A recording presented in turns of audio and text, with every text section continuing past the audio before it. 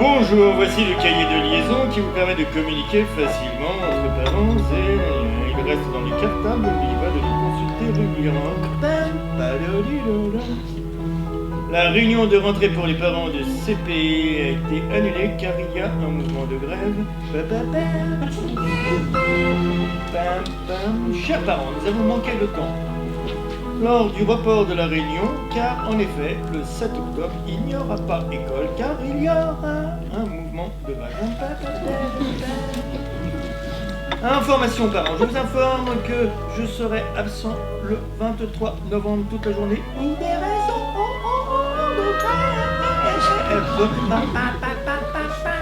Attention. Mardi 7 décembre, la cantine est fermée car il y a la grève.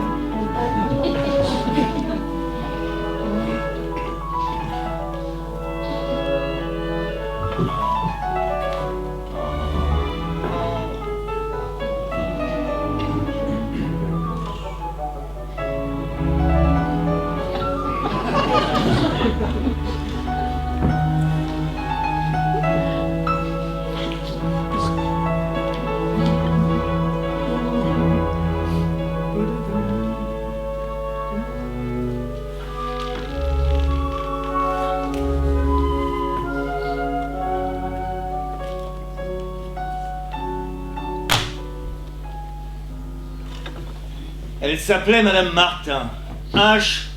Martin. Il avait jamais d'ailleurs su ce que signifiait le H, sans doute Hélène, hein. Ça pouvait pas être Héloïse. Il n'aimait pas Madame Martin, d'ailleurs il n'aimait rien dans l'école, il n'aimait pas l'école. Il était petit, assez chétif, il aurait pu être le parfait souffre-douleur des autres. Néanmoins, il y avait quelque chose d'assez étrange dans son regard, comme si, rien qu'avec ses yeux, il disait si tu m'ennuies là, moi je vais te faire du mal. Mais je vais vraiment te faire du mal.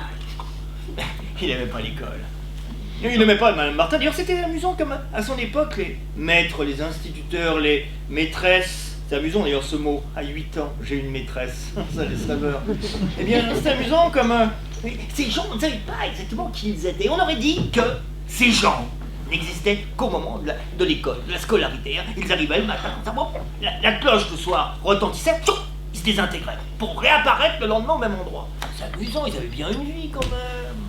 Madame Martin, elle avait bien une vie. Qu'est-ce qu'elle était moche, Madame Martin. Et qu'est-ce qu'elle était moche. Elle était grande, sèche, une sorte de chignon. Il était assez fasciné par ses mains. Elle avait des grandes mains. Des grands doigts, des longs doigts. Oh, un abruti aurait dit oh, vous avez des mains de pianiste. Ça, c'est le con. Le con ne peut pas s'en empêcher. Hein. Faut toujours qu'il cite des proverbes qu'il ne comprend pas, mais ça fait mieux. Oh, vous avez les mains de pianiste. Je fais pas de piano, je fais de la guitare et je t'emmerde. Mais bon, Madame Martin avait donc ses mains étranges. D'ailleurs, qu'est-ce qu'elle faisait avec ses mains, Madame Martin?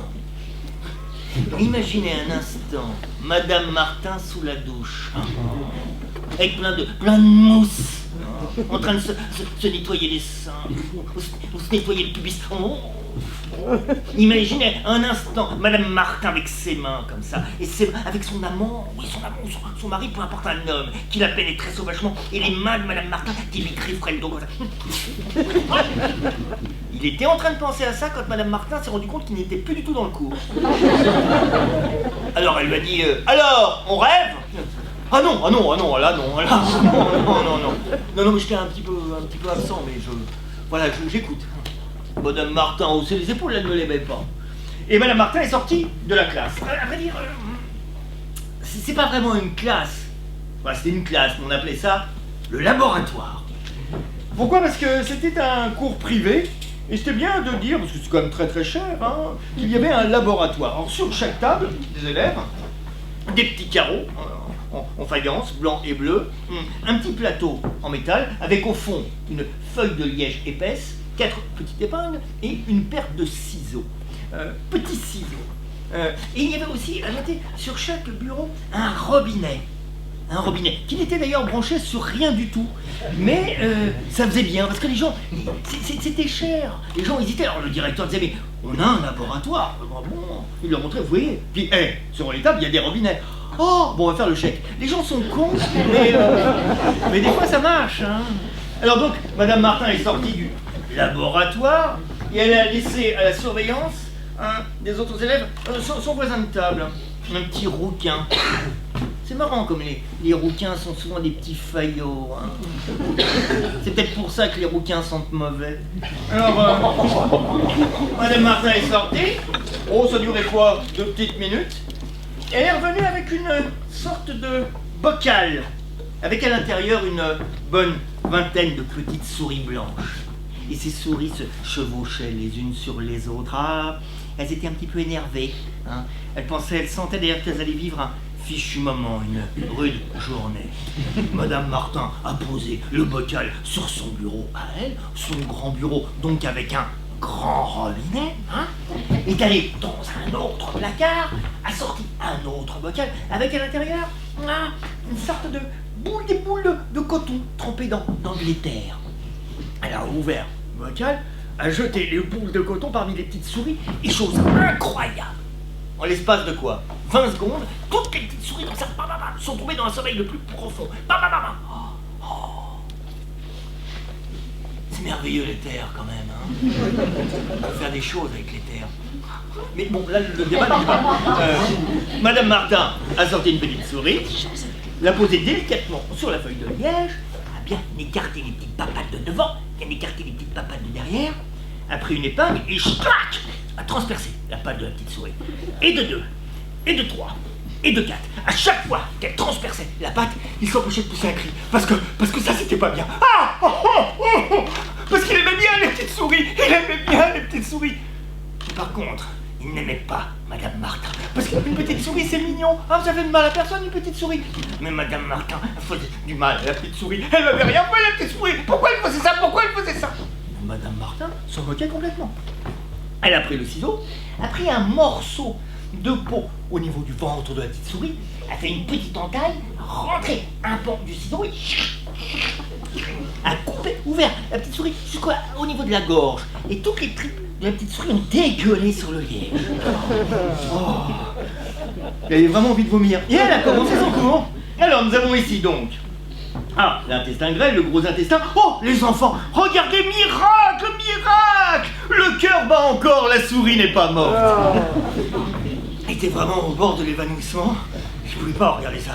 Mais Madame Martin s'en moquait. Bon, alors maintenant, je veux que vous fassiez exactement pareil. Attention, je veux vos notes, un croquis, vos observations les plus parfaites. Hein. Ah, bah ça c'est important. Allez, vous prenez votre souris. Allez. Ah, mais ça c'était pas possible. Ça c'était pas possible. Il pouvait pas faire ça à une petite souris parce qu'il aimait bien. D'ailleurs, il l'a dit à son petit voisin là, le petit rouquin, le petit faillot. Fais pas ça. Mais c'est marrant, comme des fois les petits rouquins, hein, ils sont vraiment des petites ordures. Alors le petit rouquin, il a pris une souris, hein, avec un sourire narquois. Il l'a posé là sur le liège, et ch'touc, à nouveau, la cérémonie des épingles. Et là, j'ai poussé un cri. Arrête, non, fais pas ça. Le petit rouquin a pris le ciseau, et les tripes de la petite souris ont dégueulé à quoi 10 cm de son visage. Et là, il a poussé un vrai cri. Madame Martin est arrivée en disant, qu'est-ce qui se passe? Il a regardé Madame Martin, les tripes de la petite souris. Madame Martin, la souris. Madame Martin, il a... Tout vomi sur Madame Martin. Le problème, c'est que Madame Martin n'avait aucun sens de l'humour. Elle n'a pas aimé, elle n'a pas apprécié. Alors elle l'a saisie, là, au niveau de l'oreille. Au passage, elle lui a arraché quelques mèches de cheveux. Elle l'a fait sortir de son bureau. Elle l'a montré aux autres élèves en disant, oh, regardez, nous avons affaire à qui, hein? À une douillette, hein? Oh, la douillette! Mais tous les autres enfants ont repris en cadence. Oh, la douillette. Et là, elle l'a fait sortir de la classe. Elle est sortie, il avait mal. Il est allé se réfugier auprès des cantinières, qui l'ont bien accueilli. Des Antillaises avec des gros ventres, comme ça. Elles l'ont absorbé comme ça. Puis elles m'ont donné une camomille avec du miel. Puis du rhum, hein, beaucoup. Il avait plus mal au cœur, mais il avait une migraine. Et puis le temps est passé. Quoi, une bonne vingtaine d'années? Oui, à peu près 20 ans. Puis des fois c'est amusant la vie, il n'y a pas de hasard. Hein. Il se baladait. Oh, c'était au mois de mai, il faisait très beau. Sur le boulevard, il flânait. Hein. Il tuait le temps. C'est bien, tuer le temps. Il n'y a pas d'arme de crime. Et puis, devant lui, à peu près à 100 mètres, il a repéré une silhouette. Bon, il s'est approché, ça l'a étonné. On va dire que c'était une silhouette qui n'était pas inconnue. Et cette personne, cette femme était de dos et elle tenait dans ses bras un sac en papier marron. Elle empêchait de faire tomber les oranges. Et c'était surtout ses mains qui étaient des mains étonnantes. Des longs doigts, des mains de pianiste. Oh, c'était trop beau ça. Non, c'est pas... Fallait vérifier. Alors il l'a dépassé tranquillement. Wow, bingo. Madame Martin. Oh, elle pouvait pas le reconnaître. Lui par contre. Très bien. La souris, il l'a laissé à nouveau. L'a dépassé, passé en premier. Il est arrivé en bas de son immeuble, devant elle. Bonjour. Lui a tenu la porte. Vous allez quel étage? Au 5e. Oh, écoutez, ça tombe très bien. Je suis au 6e, enfin, je suis hébergé au 6e. Je voulais vous voir justement parce que j'ai un souci.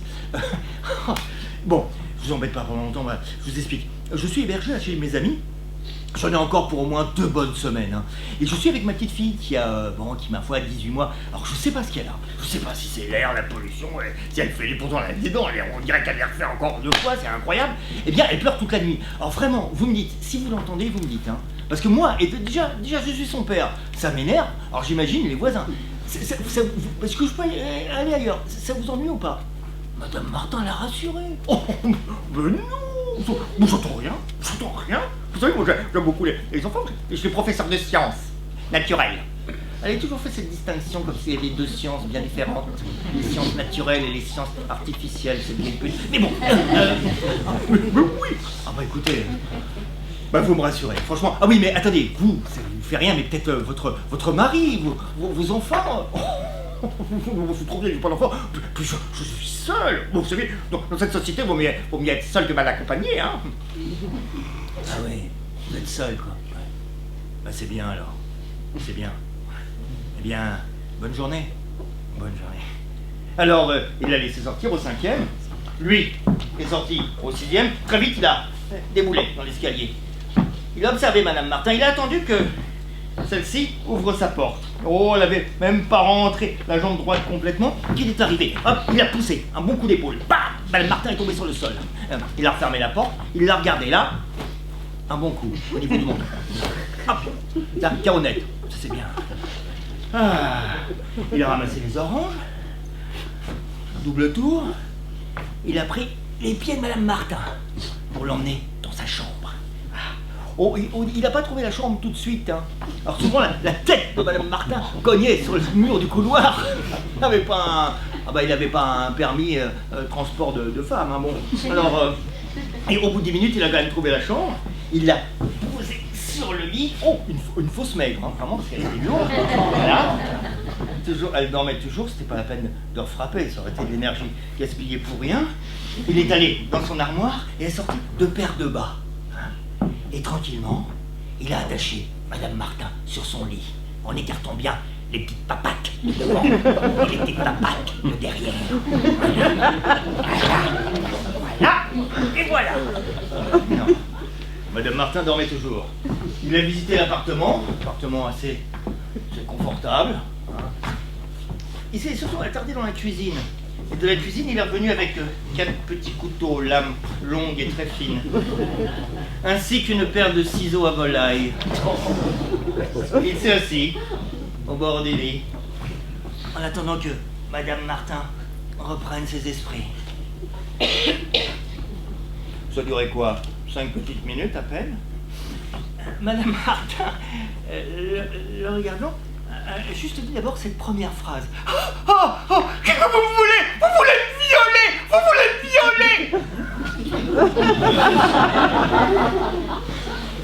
Allons, optimiste. Non, Madame Martin, je ne fais pas dans la misère sexuelle, je ne suis pas l'abbé Pierre du cul. Non. Je suis venu pour faire un jeu. On va faire un jeu ensemble. Alors, un jeu très simple.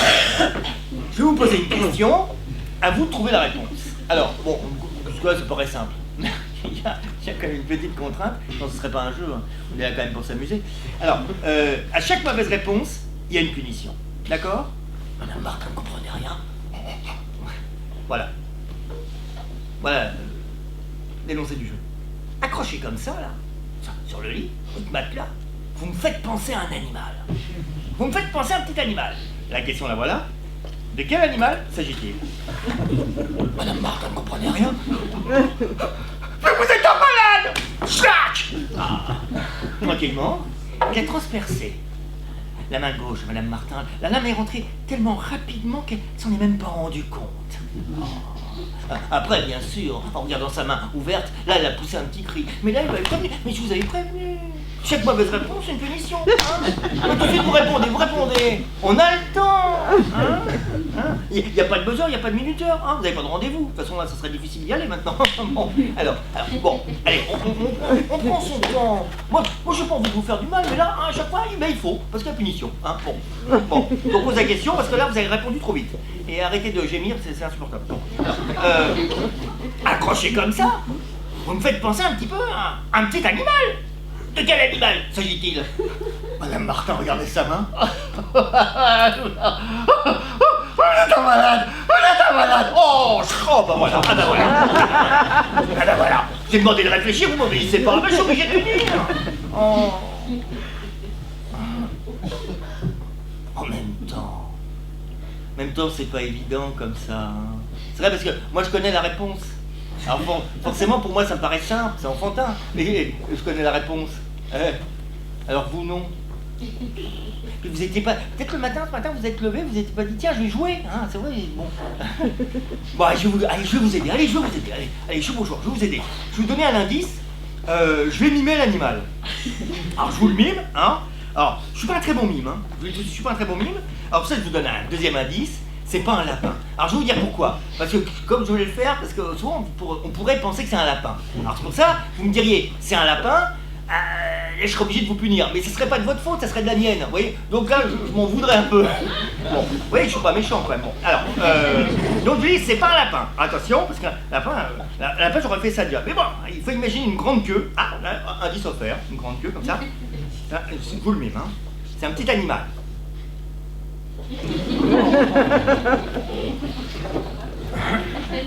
Alors Madame Martin, regardez, interloqué. Oh, bah merde! Mais on dirait que vous le faites exprès. Je vous ai dit c'est pas un lapin, vous me dites un lapin. Non, si vous n'êtes pas un peu maso des fois quand même. Bon. Plus qu'un pied maintenant. C'est gênant. Vous connaissez Julien Lepers? Julien Lepers, c'est le type, ça fait depuis 33 ans, je crois qu'il fait l'émission, la question pour un champion. J'aime bien, Moi, je regarde des fois, je gagne pas tout le temps, ils gagnent pas beaucoup d'ailleurs, les gens qui gagnent en fin de compte. Bon, on va le faire comme Julien Lepers. Regarde, on va le faire comme Julien Lepers. Il y a une épreuve qui dit je suis, dans l'émission. Bon, il dit je suis. Alors, on va le faire comme ça. Arrêtez de gémir. Après, vous allez mal entendre, vous allez être puni. Donc, bon. Essayez de vous concentrer un peu, c'est incroyable. Vous êtes douillette. Alors, je suis. Alors, bon, il y a l'animateur qui dit c'est vous. Alors, entre vous et moi, je fais les deux. Bon. Alors, moi, je dis oui, eh bien. Je garde la main. Oui, parce que vous en avez plus, vous. On peut rire aussi. L'humour, c'est incroyable. Alors, je garde la main. Très bien. Je reviens à l'animateur. Je suis un petit animal, tantôt blanc, tantôt gris, tantôt marron, souvent sous l'épaule des punks. Je représente le même symbole de l'anarchie. Je fais très peur aux éléphants, car un éléphant, malgré ma toute petite taille, a peur que je rentre dans sa trompe pour lui manger le cerveau. Mon héros préféré, créé par Walt Disney, dans le premier long moyen métrage, fut Mickey Steamboat, a une compagne qui s'appelle Minnie, amie de son copain cousin un canard, Donald, avec ses points de bleu, Riri, et Loulou, je suis enfin un signe astrologique chinois. Je suis.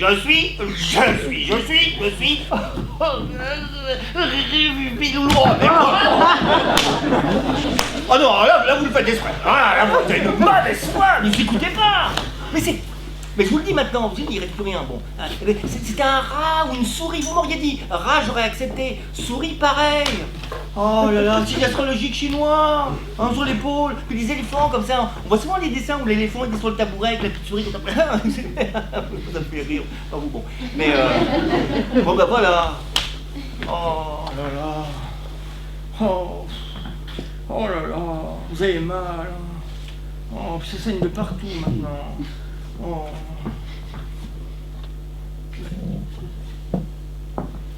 Qu'est-ce que c'est ça?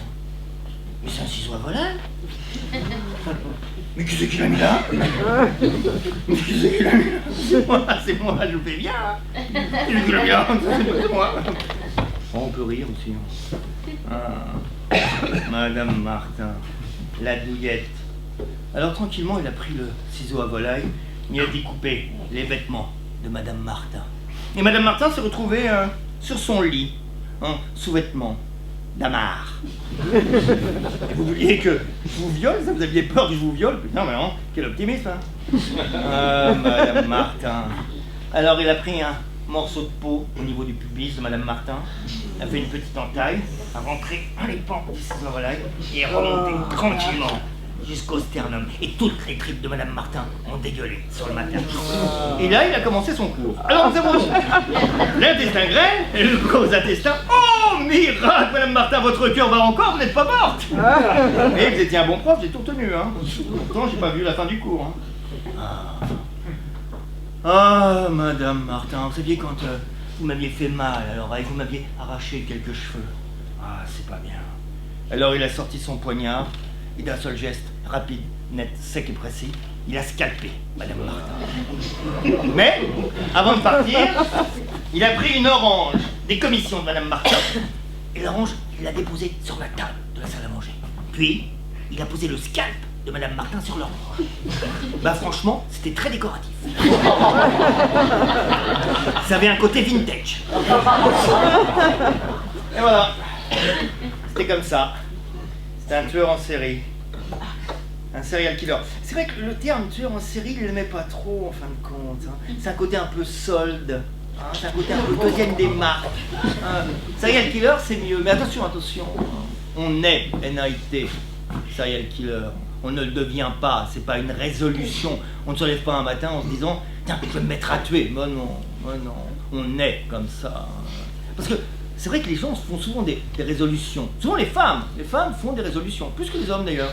Hein, par exemple, au mois de septembre, quand, après avoir passé le mois d'août sur les plages, elles se rendent compte qu'elles auront souvent un ou deux bourrelets disgracieux.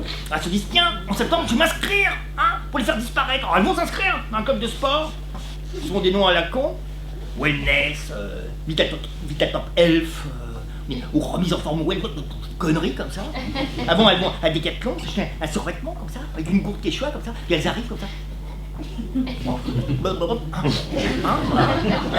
Elles sont reçues par un coach sportif, un type buriné par les UV, balèze comme ça, avec un petit t-shirt de rien du tout, avec plein de tatouages maoris. Voilà, il a plein de tatouages. Il sait même, c'est peut-être écrit sur ses bras, merde à celui qui lit, il sait pas. De toute façon, il ira jamais dans les îles Maoris, il sait même pas ce que c'est.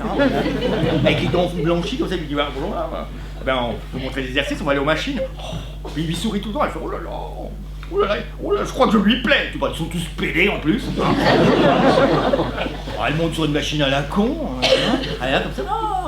Alors là, on appuie. Oh, là, on marche beaucoup plus vite, mais en fait, quand on n'avance pas.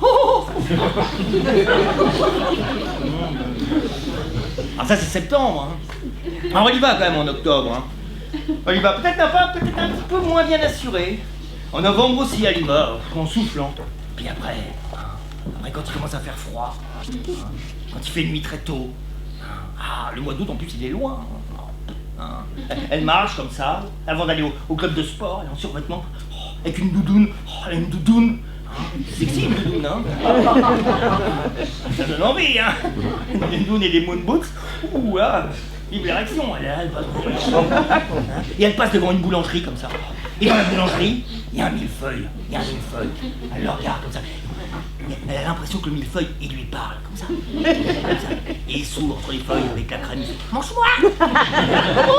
Mange-moi. Moi. Oui, toi, mange-moi. Faut pas. Oh, si, faut. Alors elle rentre dans la boulangerie, elle fait bonjour. Je vais prendre un millefeuille. Donnez-moi deux. Et elle les bouffe comme ça. Là, on lui dit alors, les résolutions, elle a plein de sucre glace, elle fait oh, je peux pas plus résister. Ça mérite pas une strangulation, ça?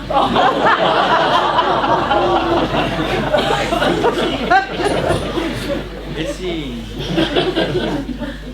Lui, c'était un tueur en série. Et puis d'ailleurs, il y a trop de fausses idées, des idées reçues sur les tueurs en série, des idées complètement inacceptables. Le tueur en série, alors il y en a plein, on peut en parler longtemps, le tueur en série est issu d'une famille très pauvre. Bon, c'est totalement faux, c'est vrai, beaucoup de familles sont pauvres, d'accord, mais il y a aussi des tueurs en série qui viennent de familles riches, avec un QI inexistant. Alors ça c'est le psy. Alors les psy disent, oui, mais en fond, les tueurs en série ont des QI inexistants. Ça c'est le psy qui... Le problème de cette société, il est simple, c'est le psy qui est en malade, c'est le psy qu'on devrait mettre dans une... C'est un autre débat, mais il y a des tueurs en série très intelligents. Un exemple, Edmund Kemper, hein, un type fabuleux. Une bonne trentaine de meurtres à son actif. Son dernier meurtre est assez copieux. Alors, son dernier meurtre, le tout dernier, hein, il a tué sa mère, bon, avant il l'avait violée et sodomisée quand même. Et bah oui, c'est comme sa mère. Et donc il la tue, hein, après ça, hein, et puis après il la décapite. Et il a mis la tête de sa maman, hein, à côté de la télévision pour jouer aux fléchettes. Un rigolo, voilà, c'est un type qui vous dit à la maison, bah viens, on va faire un billard, on peut trouver une excuse pour ne pas y aller. Là on peut se comprendre, on dit non, j'ai pas le temps. Eh ben ce type avait un QI exceptionnel. Tout le monde était subjugué par l'intelligence de ce type, donc voilà. Voilà, le tueur en série, on le reconnaît facilement parce qu'étant enfant, il aimait égorger les chats, éventrer les chiens. Attention. Il est vrai que certains tueurs en série, étant enfants, c'est des choses pas très nettes, avec des animaux. Mais pas tous. Et puis d'ailleurs, quel est l'enfant qui, étant petit, n'a pas pris de plaisir en écrasant une fourmi, en arrachant les ailes d'une mouche, hein? C'est pas pour ça que tous les enfants, quasiment tous les enfants ont fait ça. Ou pire même d'ailleurs, couper la queue d'un lézard avec cette excuse hypocrite et totalement fausse que ça repousse, ça ne repousse pas, hein? Oh bah oui, bah pourquoi t'as fait ça? Parce que ça repousse, hein? Ça repousse pas, c'est pas vrai, hein? Eh bien, c'est pas pour ça que tous les gamins sont devenus des tueurs en série. Bah non, il y a des gens qui travaillent. Voilà. Et on peut même pousser l'explication, on peut aller encore plus loin. Si on considère Adolf Hitler, quand même, Adolf Hitler qui est quand même pas quelqu'un de, je dirais un peu coquin, vraiment, et élégant, mais coquin. Bon, et bien, si on le considère comme un tueur en série, ce qui peut se concevoir, Adolf Hitler avait beaucoup plus d'amour, de respect et de compassion pour sa chienne Blondie, qu'il a suivi jusqu'à la fin de ses jours. Je dis, parce que quasiment 10 minutes avant qu'il meure, il a tué sa poussette, il avait de la peine. Bon. Il avait beaucoup plus de compassion pour sa chienne que pour tous les enfants juifs d'Ian qui faisaient massacrer dans les fours crématoires à Auschwitz-Birkenau. Voilà. Mais disons, mélange tout. Un boucher, l'exemple du boucher. Un boucher peut très bien avoir un chien. Quand ses amis lui disent, tiens, toi t'es boucher, tu t'y connais en viande, organise-moi un barbecue, tu nous diras combien on te doit. Très bien. Bon, il va leur servir des côtelettes d'agneau. C'est pas le chien qui va leur faire bouffer. Bon, peut-être que l'exemple n'est pas bien choisi là, mais bon. Mais il faut comprendre une chose, c'est qu'on peut tuer une femme et puis en aimer une autre.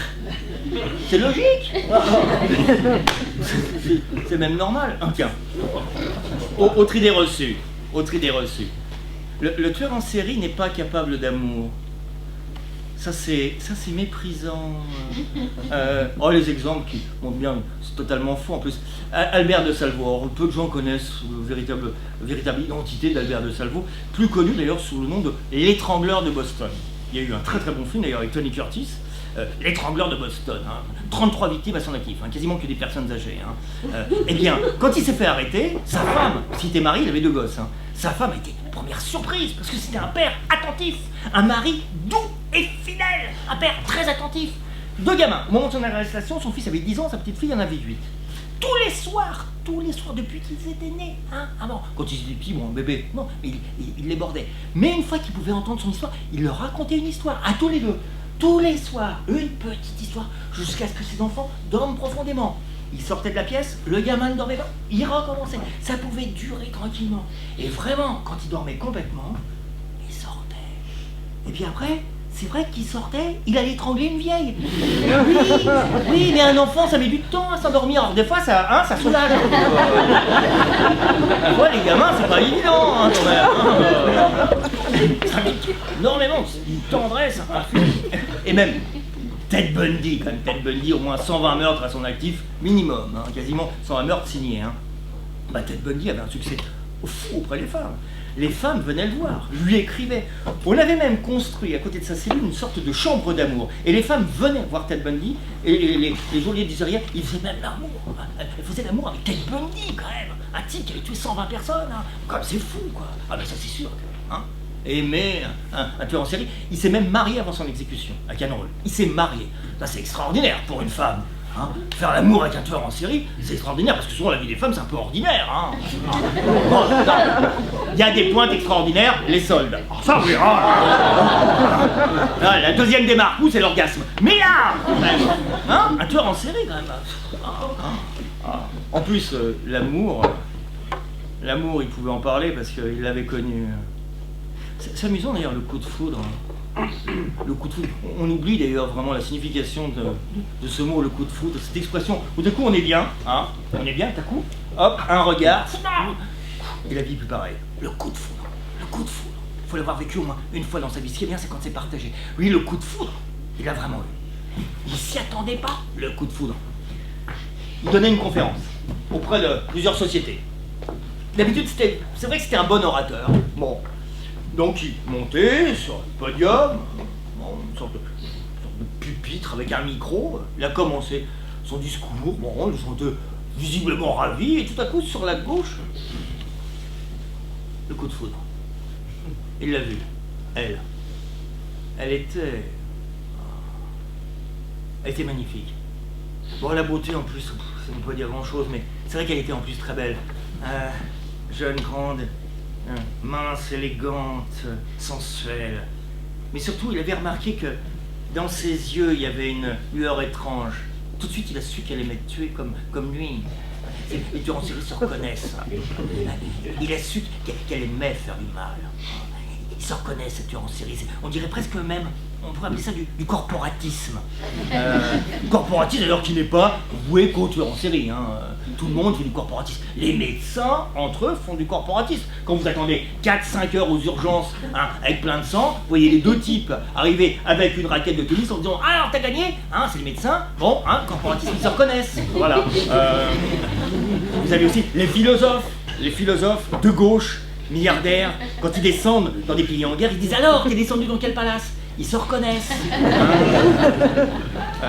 Le pauvre, en France, fait du corporatisme. Quand il va à Lidl, faire ses courses, là, dans ces magasins qui tuent les pauvres, magasins de riches qui Lidl, c'est pour ça, pour tuer les pauvres. Alors, il est là avec son caddie, avec son gamin, habillé à babou. Il est là comme ça, il passe devant les viandes hachées, les steaks hachés, il sait très bien qu'il faut pas qu'il en mange, sinon il va mourir. Et pour pas se l'empêcher, les pauvres, il réfléchit pas. La preuve qu'il réfléchit pas, il vote. Bon. Et là, alors il prend la quiche. Et là, il voit un autre pauvre, ils se regardent ensemble, ce corporatisme, ils se reconnaissent. Et d'ailleurs, ils pensent ensemble, on a voté pour un homme normal, mais on va mourir quand même. Ils se reconnaissent. Oui, on aurait dû l'écouter, pourtant, lui, c'est sa spécialité. Mais peu importe. C'est pour ça qu'il l'a reconnu.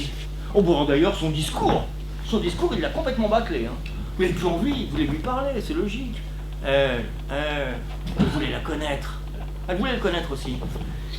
Quand le discours s'est terminé, ils se sont retrouvés devant le buffet. Tout de suite, il a battu ses cartes. Il a dit, bon bah, faut qu'on se parle. Je vous invite, il y a un petit restaurant, une petite pizzeria au coin de la rue. On s'éclipse très vite, je veux pas que les gens parlent comme ça, bon. On s'y retrouve dans 5 minutes. Oh, bien sûr qu'elle y était. Ils sont mis au fond du restaurant, comme des amants. Les amants se mettent toujours au fond du restaurant, toujours. Derrière les plantes, avec au cas où le mari ou la femme ait la même idée quand ils ne se reconnaissent pas derrière le menu. Il l'a regardé, oh. Et tout de suite, il a joué franc jeu. Il lui a dit, vous savez ce que j'aimerais faire là? Vous savez ce que j'aimerais faire? J'aimerais vous arracher la langue. Et puis cette langue, je la couperais comme ça en petits morceaux, et je la mettrais dans mon assiette, et je la mangerais devant vous. Ils ont ri. Et elle me dit, bah moi je vous attacherai, et avec la cuillère, je vous arracherai un œil, et je le laisserai pendre avec le nerf optique. Et franchement, ce serait beaucoup mieux que votre cravate, est complètement ridicule, mais ridicule à cette mode. Oh, elle avait un sens de l'humour, c'est incroyable. Alors ils ont commencé à se caresser la main. Ça c'est assez commun d'ailleurs à tous les couples qui n'ont pas encore fait l'amour, mais qui se désirent vraiment physiquement. Quand ils sont à table, ils vont pas tout de suite niquer en attendant le dessert. Il y a des gens autour.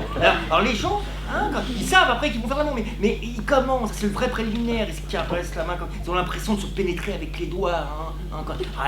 On connaît les jeunes amants comme ça, un peu importe l'âge. Parce qu'après, au bout de 20 ans de vie commune, à table, quand un homme tend la main vers sa femme, c'est pour lui demander le sel. Ça va. Il n'y a rien de sensuel. Et en plus, elle donne le poivre, il est vraiment con, je te dis le sel. Voilà, voilà, le couple. Et là, non. Mélange de caresses et de griffes. Oh, ils avaient envie l'un de l'autre. C'est à ce moment-là, d'ailleurs, qu'est rentré dans la salle du restaurant, le Pakistanais jovial qui vendait les roses. Et là, sans se concerter, ils l'ont regardé ensemble.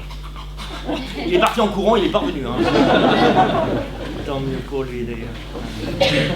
Alors ils n'ont même pas pris de café. Tout de suite, ils ont été chez lui et ils ont fait l'amour. Ah, mais doucement, ils ont pris leur temps. Ah, c'était merveilleux. Le lendemain matin, ils se sont fait une promesse de ne jamais se quitter. Mais ça encore, bon, c'est une promesse importante, bon, que tout le monde fait. Mais surtout, ils se sont dit, on ne se fait jamais de mal.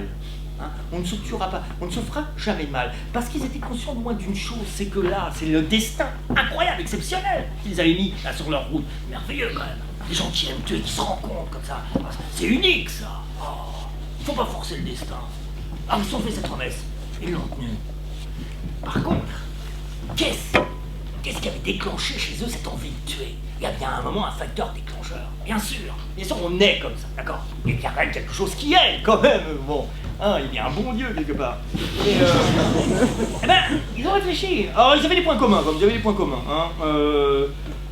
Lui quand même n'avait pas connu leur maman respective. Alors bah, lui, sa maman était morte, elle était très jeune, il avait quoi, 3 ans à peine? Sa mère avait quitté le domicile conjugal, elle avait 6 ans, elle avait encore quelques vagues souvenirs, quoi. Ça, c'est un point commun. Oh, lui, son père à lui. Oh, c'était un révolutionnaire sans armes, un gueulard, un anarchiste, mais bon, un anarchiste de pantoufle. Un truc qui gueulait tout le temps, il y a toujours un truc qui va pas. Toujours. Ils me font chier, les gens, ils me font chier, le français me fait chier, le français. Moi, je peux pas à l'étranger, les étrangers me font chier aussi, mais ils me font chier. Il comprenait rien quand il voyait son père. Ah bon, papa? Ouais, ils me font chier, tu comprends, ils me font chier. Bah tiens, demain il y a une manif. Demain il y a une manif de pauvres. Bah tiens, regardez le pauvre. Alors ils l'ont emmené aux manifs, il disait regarde comme ils sont cons. Et ils gueulent. Ils gueulent, ils font que ça, gueuler. Oui, papa, oui, mais là tu me bloques un peu l'oreille. Ouais, bon, Il gueule, mais toi, bonhomme, je vais te dire un truc, mon gamin. Écoute-moi bien. Ils gueulent. Mais après, ils vont rentrer chez eux, puis qu'est-ce qu'ils vont faire? Ils vont boire une bière, ils vont se gratter les couilles en regardant Téléfoot. Il y a plus rien. Ça fera pas avancer les choses, de gueuler. Ah, ben s'ils veulent faire avancer les choses, ben, ils attaquent les gendarmeries, qui prennent des armes, qui volent les impôts. Ah, ben, ils le feront pas. Gros feignant. Je voulais te dire, moi, il y a un truc qu'il faudrait en France pour que les choses elles changent. tu supprimes le football, tu supprimes le football. Et là, le pauvre, il descend dans la rue, là, il fout le feu à tout le monde. Là. Ah, bah, je te le dis. Parce que le pauvre, faut le voir le lendemain quand il y a un match. Parce qu'il commente, le con, il commente. Il est là, comme ça. Bon, on a eu une belle rencontre hier. Au début, on a fait des belles passes, mais on a vu que l'adversaire était plus fort, mais on s'est bien soutenu. Puis après, l'entraîneur, à la mi-temps, a ressaisi tout ça. Et après, on a eu de belles ouvertures. Mais pourquoi tu dis on, toi, pauvre con, t'as pas joué, toi? T'es sous ton canapé, toi, t'es peut-être pas au RSA, ils sont milliardaires, arrête ta petite connerie. Toi, ils sont ils sont au con, ils ont rien. Papa, mais tu sais, en écoutant ce que tu me dis là, papa, et si on tuait les pauvres? Oh, des fois t'as des idées, toi. Ouais, tuer les pauvres, c'est pas pour ça que ça irait mieux dans la société, parce que c'est pas en tuant les pauvres, puis t'as eu sacré boulot, parce qu'il y en a de plus en plus, c'est pas en tuant les pauvres que le riche il t'aimera, hein. Tiens, tiens, va voir demain. Et le lendemain, il l'avait emmené dans un quartier riche. Il avait croisé des enfants de son âge, issus de famille aisée, hein. C'est marrant ce regard qu'avaient les autres enfants. Comme si les enfants auraient pu lui dire « Mais qu'est-ce que tu fais ici? C'est pas chez toi. Allez, va l'idole, hein? Va retrouver tes vêtements babou. » Alors il s'est dit « Ben, je vais tuer un riche et un pauvre. Les pauvres, je les tuerai les jours pairs, et les riches les jours impairs. » Question d'organisation. Néanmoins, il n'était pas très organisé. Alors il a hésité longtemps à trouver, en fin de compte, ses cibles, qui étaient bien sûr des femmes. Mais au début, il hésitait. Elle, pas du tout. Elle avait une intelligence. Elle a tout de suite tué et su qui tuer. Oh, ça s'est passé d'une manière relativement simple. C'est vrai que des fois, le destin peut toujours aider. Bon, il faisait bon. C'était au mois de juin. Elle s'était habillée d'une manière élégante, simple. En tout cas, bon, voilà. Elle avait les formes, elle était belle, elle les montrait. Enfin, de toute façon, elle n'allumait personne. C'est pas parce qu'on est bien gaulé quand on est une femme dans cette société que quand il fait beau, on doit avoir une doudoune, des moon boots, des gants, des moufles, hein, et un bonnet pour éviter les phrases à la con, les remarques à la style Candeloro. Non. Hein. Elle était avec une jolie petite robe, voilà, point barre. Bon, elle marchait dans la rue comme ça, puis il y avait un chantier avec des ouvriers, elle a même pas fait attention, elle passe devant. Et en passant devant ce chantier, elle a entendu cette phrase assez merveilleuse et délicate. Oh, elle a un beau cul cette pute, je lui bourrerai bien le fion. Ah bon. Devant ce morceau d'anthologie de la poésie française, elle s'est dit je vais tuer les hommes. Mais attention, pas n'importe quel homme. Hein. L'homme qui me regarderait comme si j'étais un morceau de barbac. Voilà, quelqu'un qui me mépriserait. Ah bien sûr il faut tuer, hein. Bien sûr il faut son premier meurtre. Ah, le premier meurtre. C'est là le problème, il faut toujours un premier meurtre. Il faut toujours le vivre. Elle était à table. Elle regardait son père manger. Papa, tu sais, je pense que maintenant on peut en parler. Je pense que je suis suffisamment grande. Je sais pas véritablement de souvenir de maman. Enfin, ça reste assez flou quand même. Elle est partie, j'avais quoi, 5-6 ans. Tu m'as jamais parlé de maman. Si tu veux non, laisse-moi parler. Si tu veux me la décrire en quelques adjectifs, tu dirais quoi? Elle était comment, maman? Son père a reposé ses couverts. Oh, soupirer, elle dit, oh là, pourquoi tu me poses cette question? On est à table, là. Ta mère, comment te dire? Oh, d'abord, ta mère te fait pas d'illusions, tu sais. Je crois que c'est ça le problème, tu vois, ma fille. Je t'aime, mais tu te fais trop d'illusions. Ta mère, c'était une femme, comme les autres. Pas de différence, comme toutes les autres. Alors elle s'est dit, je vais d'abord tuer mon père. Quelqu'un qui peut tuer son père peut tuer n'importe qui. Hein. Alors attention, avant la fête des pères, souci d'économie. Ça c'est important. Hein. Il faut penser à l'argent aussi. Dans les moments, il faut penser à l'argent. Quelqu'un qui, par exemple, tue un enfant après Noël, c'est du gaspillage. mais tuer son père, ça restait en famille. Hein. C'était la famille. Bon, quelque part, c'était un examen blanc. Hein. Ça ne compte pas vraiment. C'est un petit entraînement. Voilà, un examen blanc. C'est un bac blanc pour les tueurs. Quoi. Non, son premier meurtre. Son premier vrai meurtre. Oh, ça c'était du Bruges, quoi. Oh. Quand elle lui a raconté, lui, là, l'homme qu'il aimait, il n'en revenait pas. Mais quel talent! Il l'allait encore plus aimé quand il a entendu son récit. Il était 14h45 dans la mairie de son arrondissement.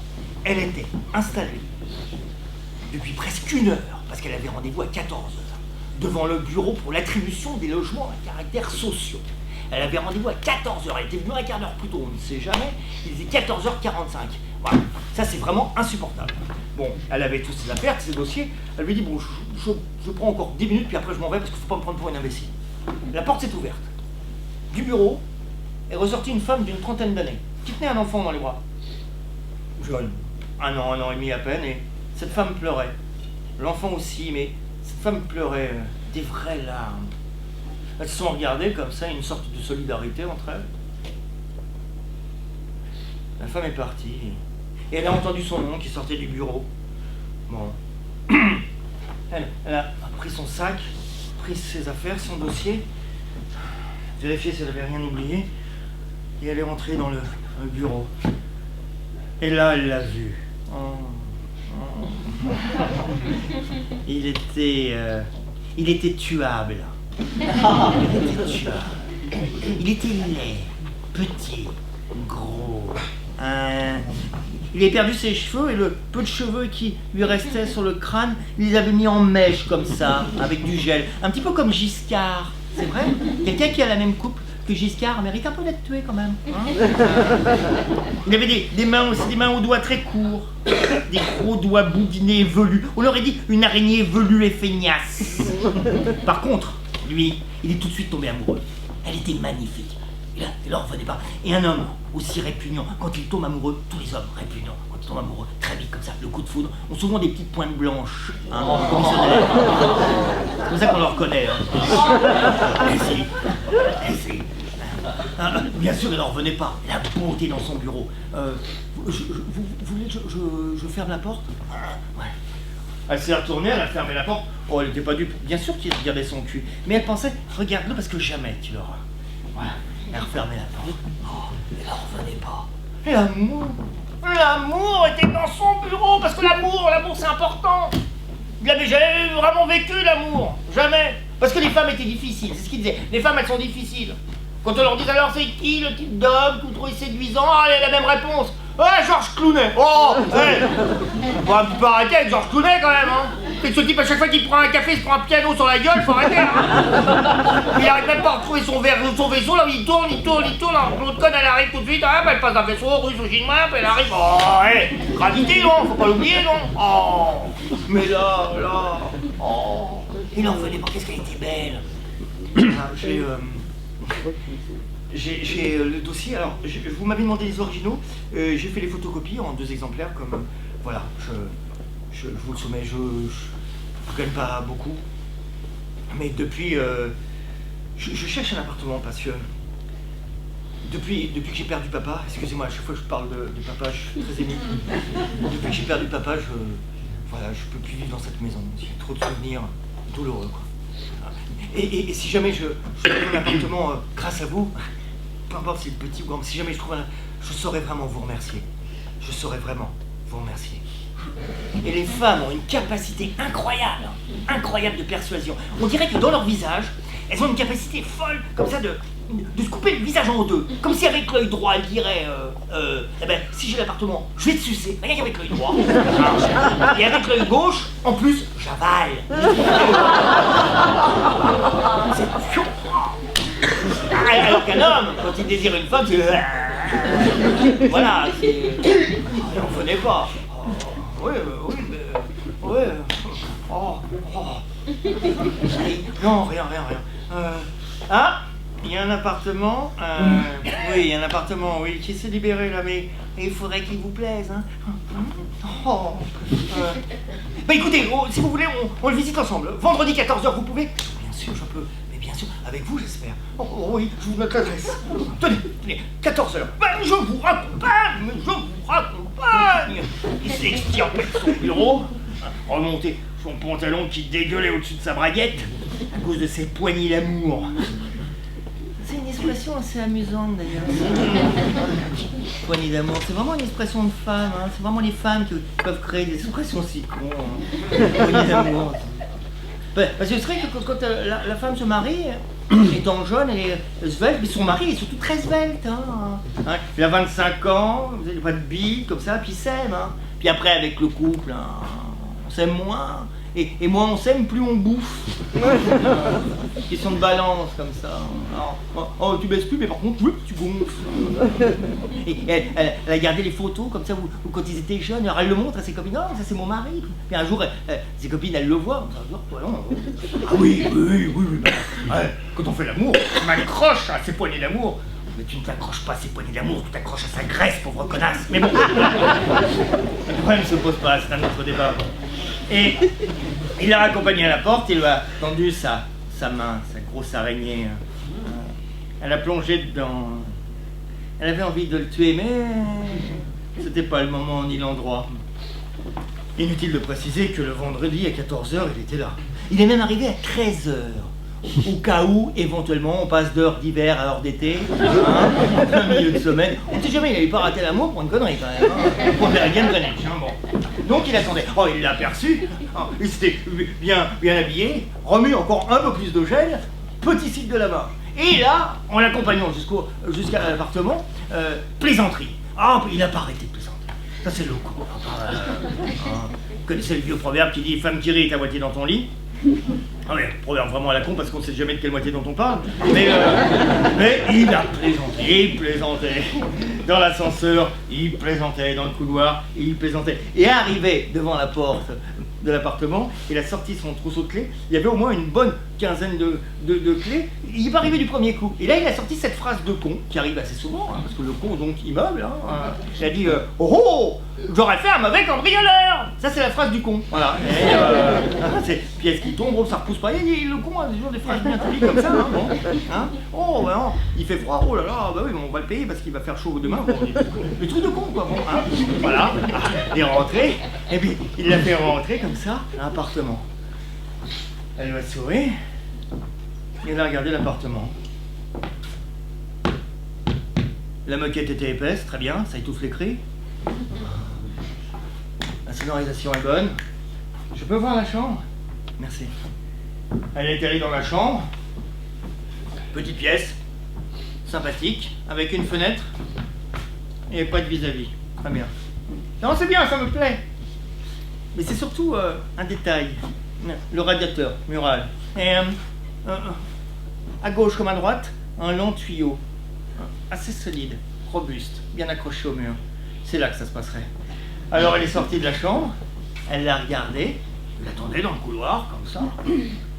Je saurais vous remercier. Elle l'a saisi au niveau de la cravate et a tiré son visage. Et a déposé un baiser léger entre les deux pointes blanches au niveau. Et elle lui a juste dit, maintenant, on va à la chambre. Et elle a tiré comme ça dans la chambre, par la cravate. Oh, mais pour lui c'était merveilleux, parce que pour lui c'était le plus bon scénario qu'il pouvait vivre, parce que c'était mieux que tous les films de cul qu'il avait pu voir. Parce qu'il en avait vu, hein. Des films de cul, il en avait vu des centaines. C'est toujours le même scénario, c'est toujours la même histoire, hein. La jeune femme est là, dans sa cuisine, hein, entièrement nue. Et elle fait une tarte aux pommes. Bon, voilà. Alors pourquoi nu? Parce qu'on sait jamais, peut-être que la pomme ça gicle, hein, ça tâche. Hein. Ah là, il est 10h du matin, elle dit tiens, je vais allumer l'ampoule. Oh, pourquoi? Elle dit bon, on a peut-être des problèmes de daltonisme, hein, bon. Et là, l'ampoule est grillée. Ah, zut, se dit-elle, en posant son économe, elle dit bah tiens, je vais appeler l'électricien. Et c'est vrai que c'est assez classique, hein, c'est vrai que quand une ampoule est grillée, on appelle l'électricien, c'est normal. Donc c'est une chose qu'elle fait d'ailleurs, elle appelle l'électricien. Alors incroyable, au bout de 10 secondes, le mec il est à la porte. Alors il devrait donner le nom du type parce que déjà avoir un électricien dans la même journée c'est quand même assez fort quand même. Hein.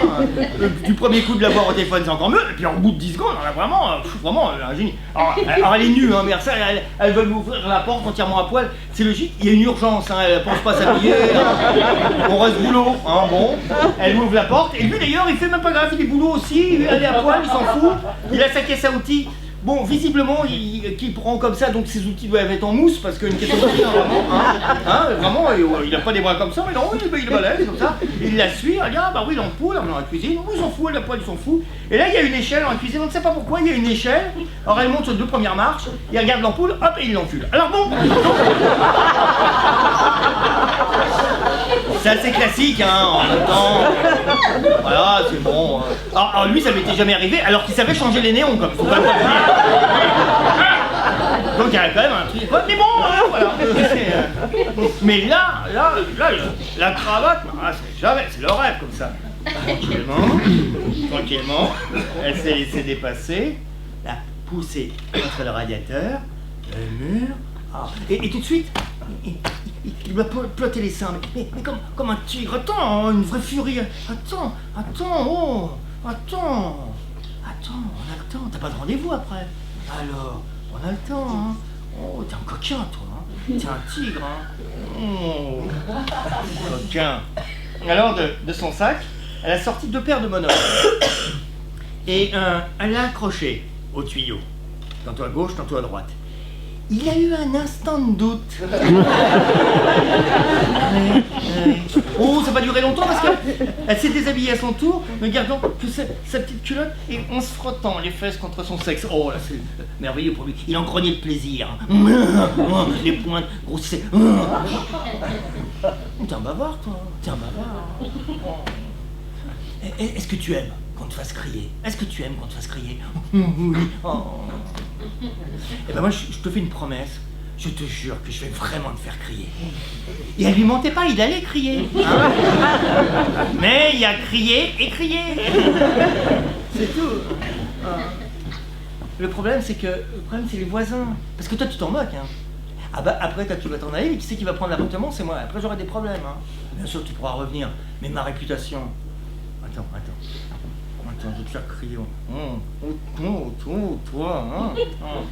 Et de son sac, elle a sorti un petit bâillon en cuir, avec au milieu une boule, une sorte de petite balle de ping-pong, rouge, épaisse.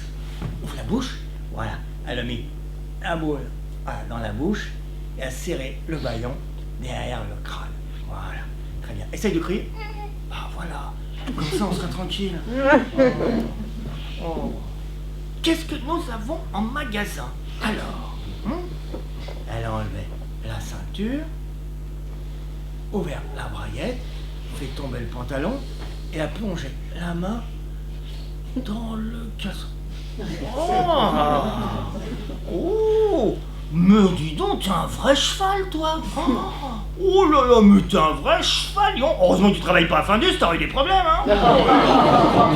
Il me dérange, ce caleçon. Allez, on va enlever le caleçon. Voilà. Plaisir, l'amour ne dure qu'un moment. D'amour dure toute nuit. Oui, il faut changer le rythme parce que sinon ça lasse. Hein. Attends, tantôt TER, tantôt TGV. Ça te plaît? Oui. Ah, je change aussi parce qu'après je vais avoir une tendinite de la branleuse. Écoute. Oh oui, tu aimes. Tout de suite, j'ai une vilaine, tu aimes ça. On a le temps. Tu sais que toi, t'es un homme de pouvoir. Moi, j'aime les hommes qui ont le pouvoir comme toi. Je sais pas si t'as des défauts. Moi, j'ai un énorme défaut. Tu sais ce que c'est, mon défaut? C'est qu'après l'amour, j'aime fumer. Faut pas. Tu aimes fumer après l'amour? Non. En plus, moi, c'est fou parce que je fume le cigare. Et le cigare, je sais que c'est très mauvais pour la santé. En plus, c'est marqué sur les boîtes. Alors moi, l'e-cigarette, j'y crois pas. Tu vois, là, vraiment, je vois pas comme ça, mais le plaisir du cigare, pourtant, c'est marqué sur la boîte. Vraiment, nuit gravement à la santé. Mais ça, le cigare, c'est une question de pouvoir. Quand on a un cigare, on se sent un peu supérieur. C'est un peu comme ça. T'aimes bien le cigare? C'est bon le cigare. Le pouvoir, en tout cas, t'aimes bien le pouvoir. I got the power! Alors de son sac, elle a sorti un coupe-cigare. Et profitant de son érection, elle a entouré le sésame jusqu'à la base et d'un seul geste raide, sec, net et précis, elle a sectionné le sésame qui est tombé directement sur la maquette en faisant 4 petits ricochets, mieux qu'à la plage. Alors essayé, il n'y serait pas arrivé comme ça.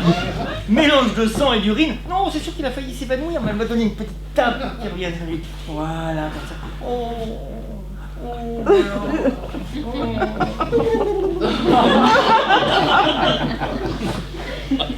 Alors, qu'est-ce qu'il nous reste maintenant? T'évanouis pas tout de suite. Ah, tu sais, tes mains, j'aime pas tes mains. Tu sais à quoi elles me font penser, tes mains? Elles me font penser à une grosse araignée. Quand j'étais petite, j'avais un malin plaisir. J'adorais arracher les pattes des araignées. Alors, c'est idiot parce que j'avais l'impression que l'araignée avait pas mal, tu vois. Parce qu'une araignée, quand on arrache une patte, elle a mal, mais ça crie pas, une araignée. On dit pas, une araignée, elle crie. Non, on n'entend rien. Hein. Et c'est vrai que quand ça crie pas, quand on crie pas, on a l'impression qu'on a pas mal. Hein, on regarde, toi, pareil. Oh, les papates des araignées. Il a une papate. Mais je suis resté une grande enfant aussi. Hein. Alors, il essayait d'enlever sa main, mais ça ne suffisait pas. Alors, tranquillement, d'abord, elle a coupé le petit doigt, puis après, l'index, puis après, le pouce, puis après, l'annulaire, ne laissant que le majeur. T'évanouis pas. Si tu t'évanouis, je te jure, je te coupe ton putain de nez. D'accord? Tu restes avec moi. Alors, nous avons donc une deuxième araignée ici. Alors, donc, elle a fait pareil, mais dans un ordre un petit peu différent. D'abord le pouce, après l'index, après l'annulaire, et après le petit doigt, ne laissant que le majeur. C'est fou le pouvoir quand même, hein. Il y a encore une heure, t'avais la totalité, les doigts, le reste, et là maintenant t'as plus rien. T'as plus rien. Tu vois, le pouvoir, ça tient pas à grand chose en fin de compte. Néanmoins, je veux pas te tuer là, non, je veux pas te tuer. Je veux pas te tuer, je vais m'en aller parce que c'est bon, je suis fatigué. Par contre, fais-moi une promesse. Tu ne feras plus jamais pleurer une femme dans ton bureau. Si je le sais, parce que je te surveillerai. Parce que maintenant, en plus, facilement reconnaissable. Si je le sais, je reviens et je te coupe ton nez. Tu es d'accord? Regarde-moi. Tu es d'accord? Il a hoché la tête. Alors, elle s'est habillée tranquillement. Avant de partir, elle m'a dit et en plus de ça, je suis gentille parce que je vais appeler les pompiers. Et peut-être qu'avec un petit peu de chance, s'ils viennent rapidement, avec de la glace, ils vont le recoudre. Oh d'ailleurs, j'y pense. Ça serait bien qu'ils se trompent pas. Tu te rends compte, ils te mettent un doigt. Tu fais pas de guitare, parce que quand on fait de la guitare, ça peut aider, hein, mais non, pour les arpèges, mais bon, j'en fais pas. Pour les barrer, bon bah tant mieux. Allez, je me sauve. Alors elle est sortie. Elle entendait gémir. C'est vrai qu'il se vidait alors. Elle est revenue une petite minute après. Quand il l'a vu revenir, il a ouvert tout grand les yeux. Et d'ailleurs, c'était bien pour elle parce que dans sa main droite, elle tenait un pistolet à canon court. Elle a regardé son œil droit, elle a visé un seul coup. Boum, la balle est rentrée comme dans du beurre. Elle est ressortie en arrachant la moitié du crâne. Et sur le mur, hop, toute la mèche de cheveux. Eh ben, c'était très décoratif. C'était très vintage.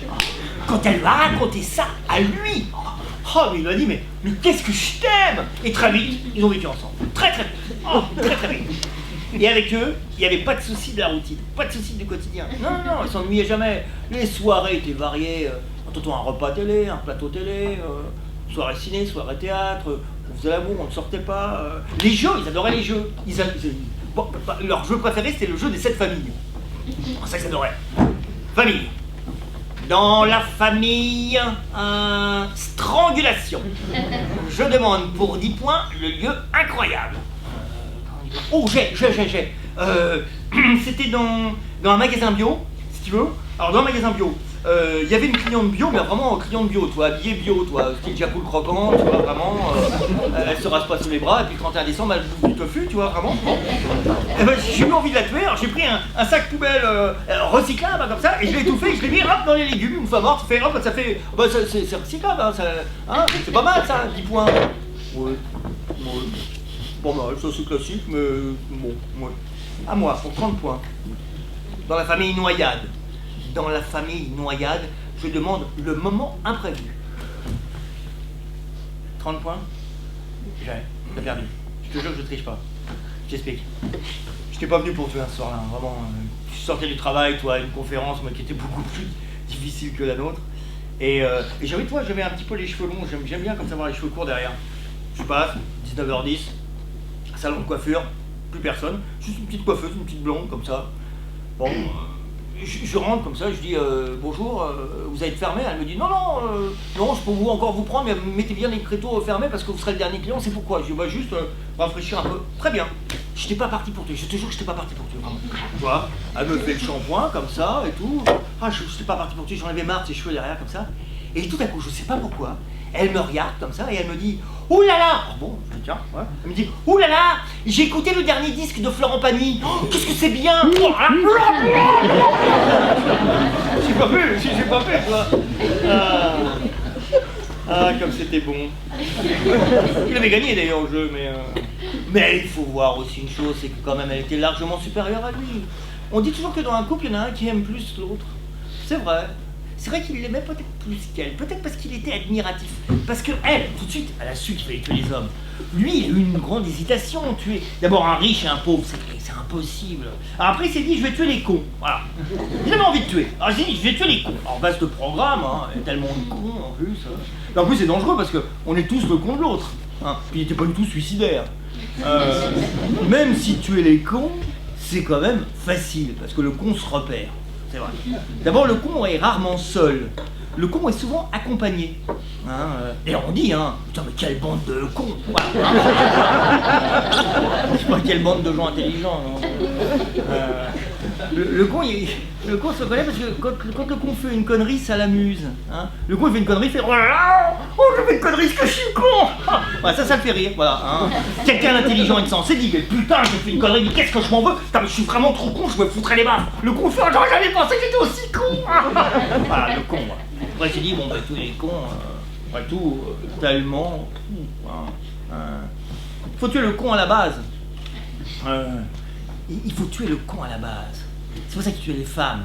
Il tue le con à la base, il tue l'ovaire. Tu la fabriques à con, c'est ça. C'est comme dans Alien. Une fois qu'on tue la mère pondeuse, il n'y a plus de cocon. Et ben voilà.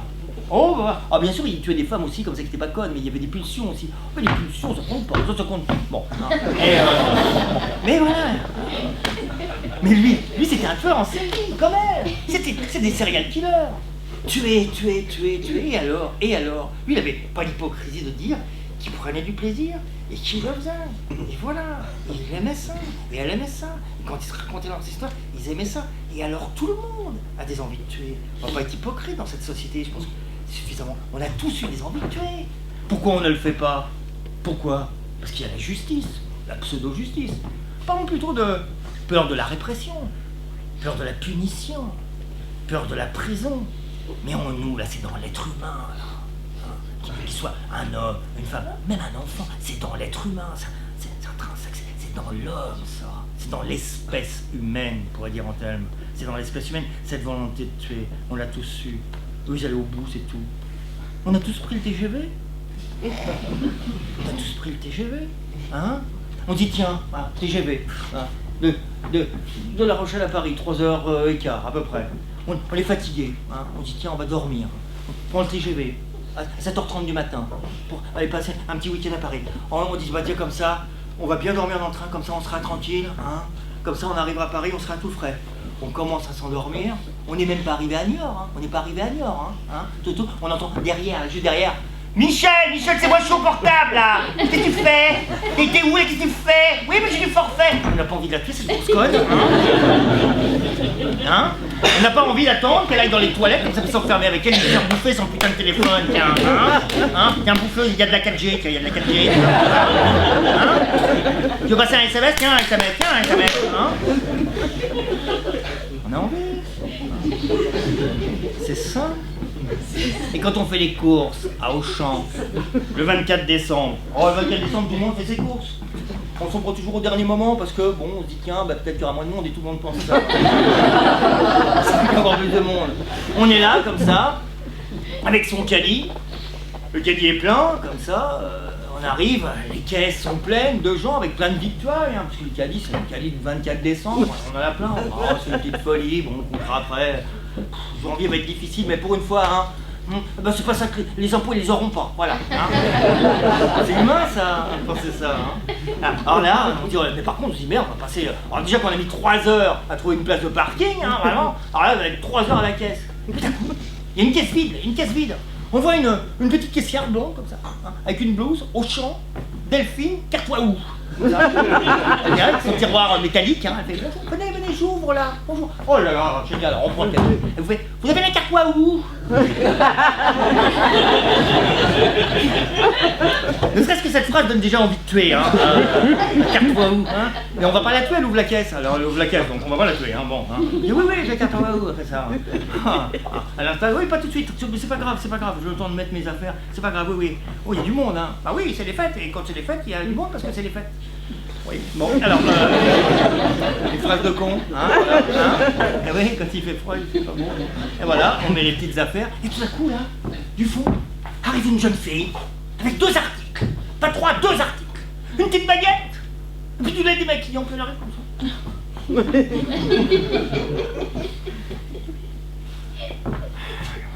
Ok, allez, venez, allez, passez, vous avez ça, comme ça, allez, passez. Et elle fait comme ça. Il arrive une autre pétasse comme ça, avec un caddie encore plus plein que le nôtre comme ça, et qui rit comme ça. Oh, on n'a pas envie de les tuer ces 2 grognasses. Mais pourquoi on le fait pas? Parce qu'on a dû congeler. Voilà, c'est pour ça. C'est pour ça.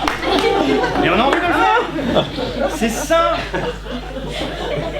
Et là, dans d'autres régions de France,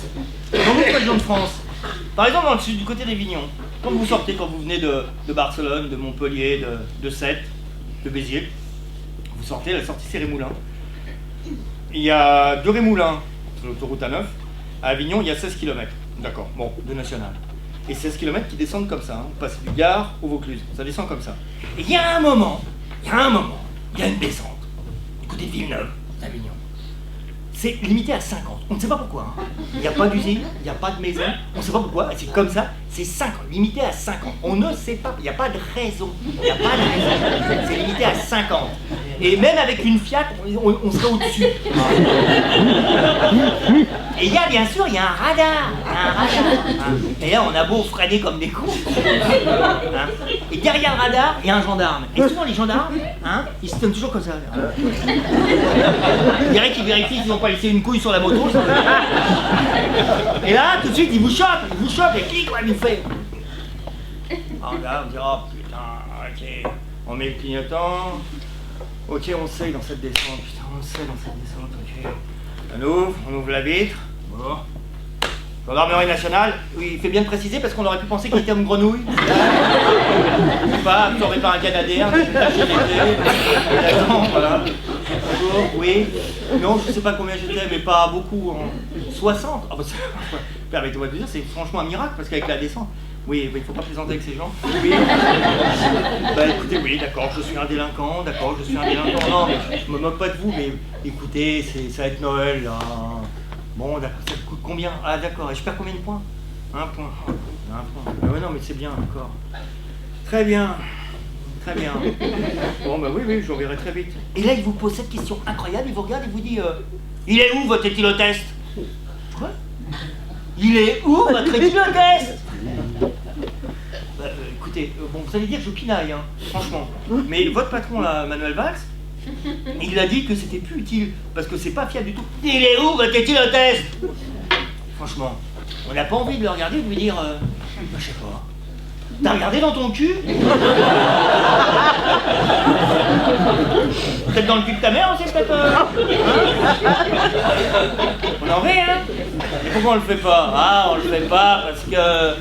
Punition, répression, prison, pseudo-justice. C'est ça le problème. Et encore là, l'exemple du TGV, La Rochelle-Niort, l'exemple d'Auchan, ou de Rémoulins, Avignon, Villeneuve-les-Avignon, ils sont prêts, mais il y en a plein d'autres exemples. On va prendre par exemple un autre moment, un vendredi soir par exemple, d'un soir, d'une semaine, la veille d'élection par exemple, pourquoi pas, des gens qui se retrouvent dans une salle très sympathique, voilà, des gens qui ne se connaissent pas, assis les uns à côté des autres, voire un type qu'ils ne connaissent pas non plus.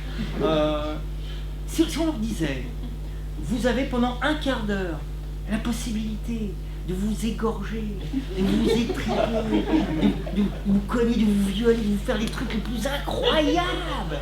Même le cinéma gore à côté, ce serait pour les nains. Vraiment. Il n'y aura pas de punition, il n'y aura pas de répression, il n'y aura pas de punition. Vous avez un quart d'heure, allez-y, franco, lâchez-vous. Peut-être que les gens se regarderaient d'une manière différente. Peut-être qu'ils se regarderaient en disant « Putain, il a gagné le chocolat l'autre tout à l'heure. »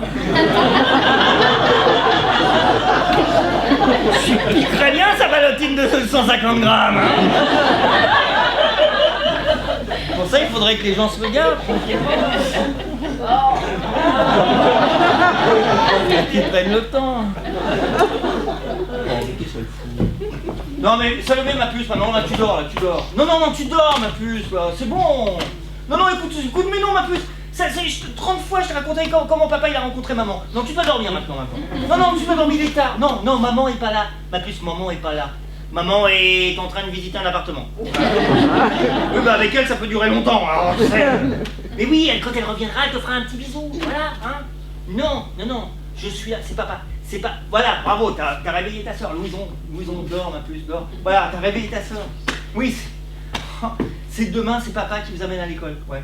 Oh, tiens, d'ailleurs, en parlant de ça, en parlant d'école. Attends. Tu sais, avant de te raconter à nouveau la rencontre avec maman, je lisais le cahier de liaison. Non, fais pas semblant de dormir, me prends pas pour un con, j'ai des gosses avant toi. Hein, bon. Oh. Attends, qu'est-ce que c'est? Te marre pas, t'es une grande sœur, donne l'exemple un petit peu, te marre pas. Qu'est-ce que c'est que cette histoire? Qu'est-ce qu'elle a écrit là, ton institutrice? Te marre pas, c'est pas drôle. Qu'est-ce que c'est que cette histoire? Tu aurais essayé de noyer dans sa soupe brûlante une petite copine à la cantine? Pourquoi t'as fait ça? Pourquoi t'as fait ça quand il y avait des témoins? Putain, je te l'ai dit. Pas de témoins. Mais elle s'est jamais fait coller, vous en mais apprends-lui quand même. Mais t'es plus une enfant, t'as 5 ans quand même. Oh là là. Mais toi t'en as 10 alors, mais apprends-lui, c'est aussi ton rôle, moi je peux pas tout faire. Non, je suis pas fâché. Mais mon cœur, je suis pas fâché, simplement. Tu sais où elle habite ou... Ah, j'ai rien à voir. Non, on ira au cinéma, je vous l'ai promis, moi quand je fais une promesse, je le fais. Oh non, pas Orange Mécanique, on l'a vu 8 fois. Oh non, il y a autre chose, je sais pas, hein? Oui, Délivrance, Délivrance, c'est bien. Oh, t'as aimé, t'as aimé. Ouais, tu dors maintenant. Ah, c'est pour ça, mais pourquoi tu me dis? C'est parce que t'as pas ton doudou? Oh là là, papa, il a oublié ton doudou. Oh, ma chérie. Mais, alors toi, papa, des fois, papa, il manque à tous ses devoirs. Attends, mais je te donne ton doudou, mon petit cœur. Oh, le doudou de ma petite Salomé. T'es Martinou, le doudou de Salomé. Oh. Un bisou à papou. Ouais. Un bisou à Louison. Un bisou à Salomé. Voilà. Allez.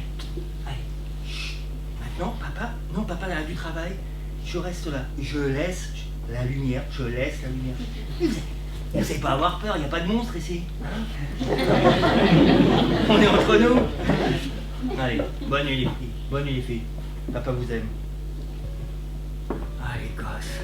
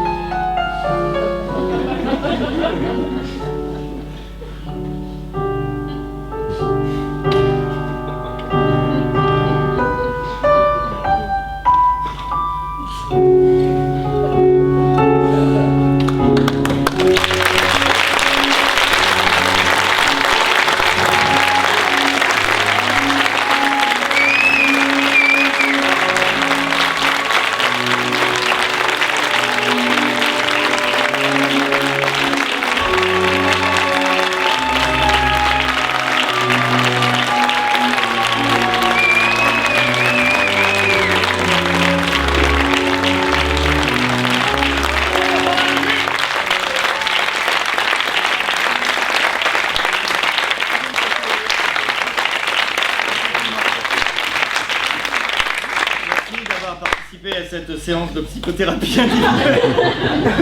Voilà, il y a plusieurs choses. Alors, je joue demain encore, donc n'hésitez pas, il reste encore des places, hein, vraiment. Dimanche, la présentation de dimanche est annulée pour hélas, des raisons personnelles. Donc il reste plus que demain. Donc déjà, je voudrais remercier aussi Flavie, parce que c'est grâce à Flavie que je suis venu avec ce spectacle. Flavie qui est venue au festival, et je lui dis « Oh mais viens voir quand même Love Me ». Je dis « Mais je sais pas, c'est un spectacle, des fois c'est un peu difficile ». Bon. Et c'est vrai que c'est pas évident déjà, quand on a des affiches comme les miennes, c'est pas évident déjà de les mettre en magasin. Et c'est vrai, bon, voilà, alors qu'on me reconnaît pas du tout sur la fiche. Et juste une anecdote, parce que bah voilà, j'avais envie de vous dire, je sais pas, je passais une bonne soirée, donc moi j'aime bien voyer des trucs comme ça. Quand j'ai créé le spectacle il y a 3 ans au Festival d'Avignon, non, c'était il y a 2 ans au Festival d'Avignon, à 11h du matin, il n'y avait pas grand monde, à Avignon, à 11h du matin, le jour de la première. Et j'avais invité, parce que c'est vraiment mes gosses, hein, Louison Salomé, c'est vraiment mes gosses. C'est une thérapie, hein, bon. Et j'avais invité la maman de Louison, la maman de la grande, qui, bon, on s'entend plus, on se déteste. Mais par contre, elle a un très très bon œil, c'est une putain de bonne comédienne, puis un très bonne metteur en scène. Et je lui ai dit, écoute Isa, on oublie hein, les tracasseries. Et donc, on oublie, toi, je mets les mains là comme ça, et viens voir le spectacle, tu me diras franchement ce que t'en penses. Donc il y avait 11 personnes, et tu voir le spectacle comme ça, je la voyais, comme ça, bon, et tout, bon, dans le spectacle, tout bon. Et à la fin, le spectacle se passe, et je te la vois parce que c'est vrai que j'ai vraiment confiance en son œil. Je dis alors Isa, dis-moi franchement, hein, boulot, qu'est-ce que t'en penses? Elle a juste haussé les épaules, elle m'a dit, oh, c'est tellement toi. Voilà. Ah, je sais